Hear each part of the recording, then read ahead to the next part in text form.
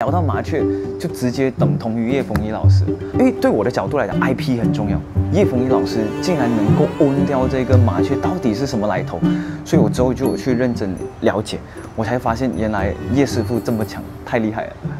麻雀是一个很小的小鸟，可是麻雀是没有人都不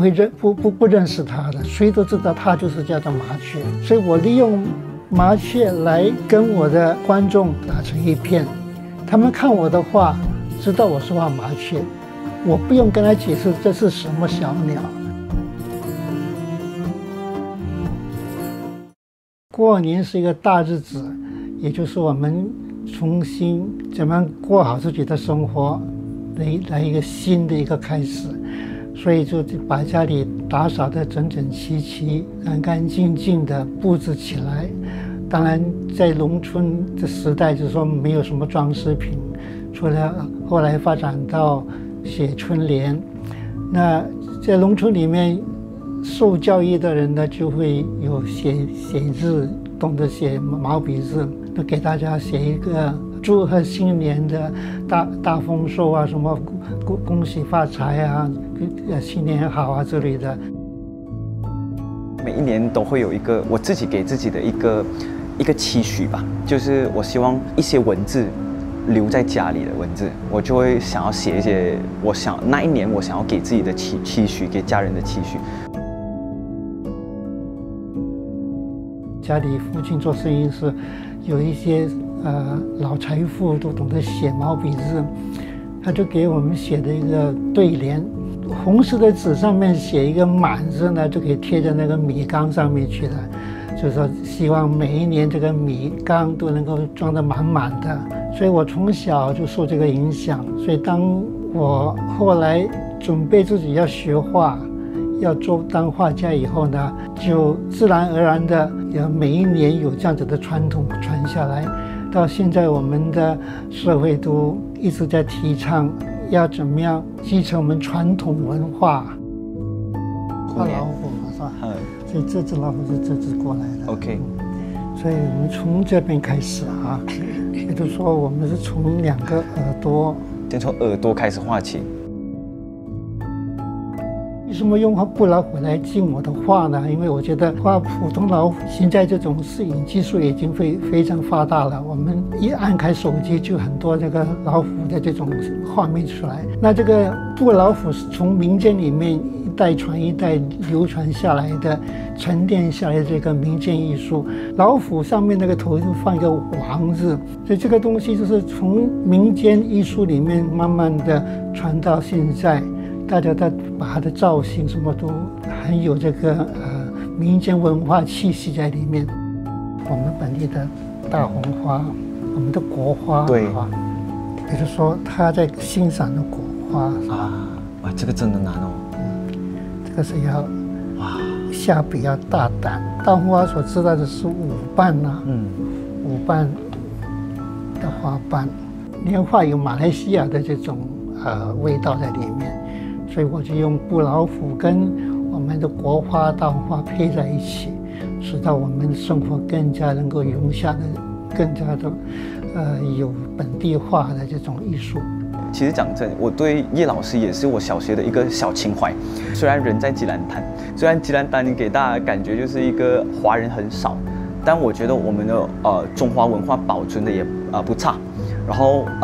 我印象很深刻，就我的小学的校长，然后他们每一年会出一个好像年历之类的，就是总结整个东海岸的一些文字创作啦，找一些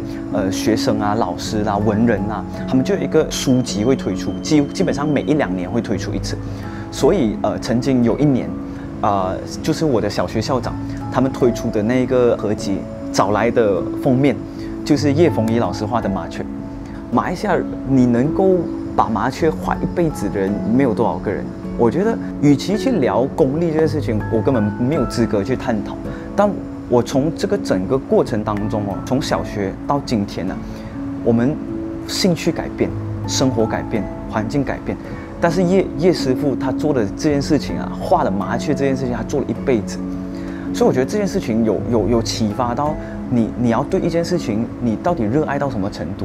我觉得你的恒心可以维持多久？这件事情本身就是一个我觉得年轻人应该去思考的一个，我觉得生活态度了。学习化的这种过程呢，是从小受华文教育，再加上我在中学时代呢，我在吉隆坡中孔中学的时候，我们当时有很多从香港、台湾来这里举办画展的一些画家，我从他们的画展里面都是中国画，都是水墨画，得到一些启发。从16岁开始就决定了自己要走这条路了。后来我再到日本去，在日本学习了8年的时间以后呢，从日本画，从日本的建筑、日本的插画艺术，从中里面去得到很多的启发。到现在为止呢，我的画笼统的说一句是来自生活里面的一些生活的文化、生活的气息沉淀下来的东西，这是我所要追求的东西。为什么当初会写书法？其实这个东西要追溯小学吧，老师会自己安排一个这样子的写书法的一堂课。然后那时候第一次接触书法，我就觉得哇，这个东西好臭哦，我就直接打开那个整个毛笔当成钢笔这样粘下去，它就照很硬的状况底下就直接写了，不用等毛笔软就硬的写，所以我这超丑，但是我会很引以为傲，因为我觉得我是全班写最快的人。我一直的想法就是写字帖或者写书法这个事情本来就没有放在 UBSR 里面，跟考试没有关的东西我就不需要去认真对待。有一次爸爸就放工回来，我就这样打开那个我的字帖，当场拿那个字帖撕丢跑，然后他的反应很大。然后他那时候还有讲一个关键信息，就是他讲其实一个人的字就代表一个人。如果你连写字这么简单的东西你都不认真对待，其实你对你的生活也不会认真对待。这个东西烙印在我的脑海很久。我觉得，